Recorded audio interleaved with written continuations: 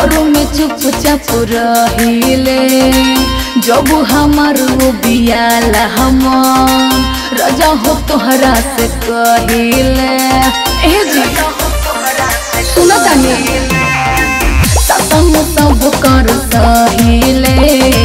घर में चुपचाप रहिले जब हमार वो बियाला हम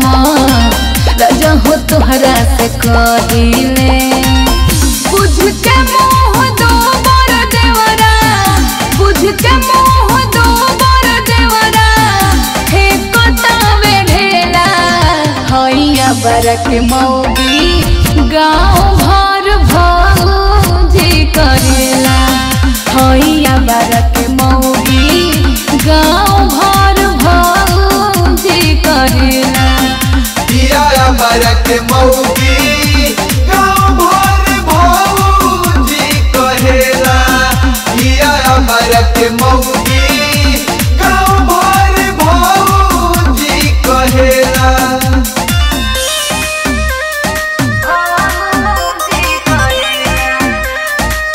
Music by Prince Pawan.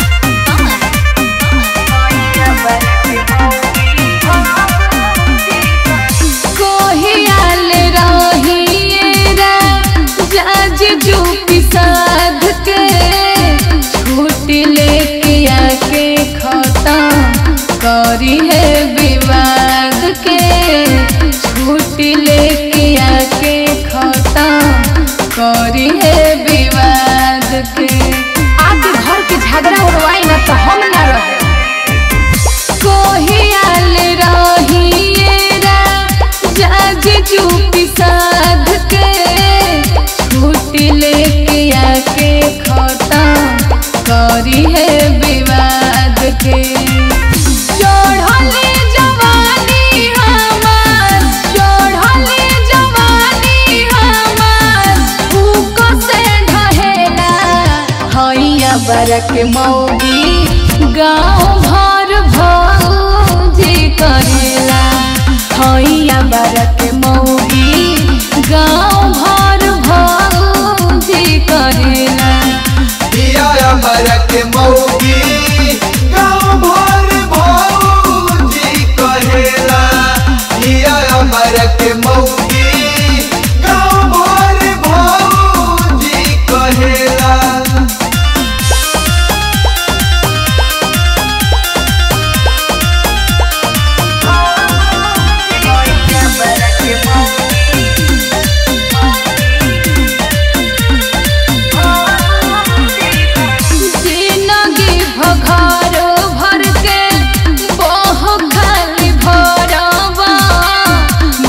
हरी के कहल प्रिंस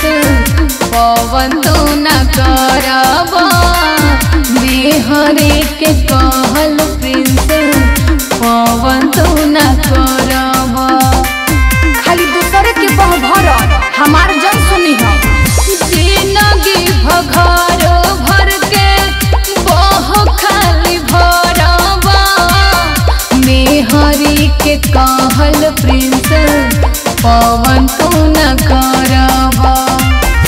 विकल के मन ना करे विकल के मन ना करे तोहरा पर हेला हैया बरक मौगी गाँव भर भौजी करेला हैया बरक मौगी गाँव भर भौजी करेला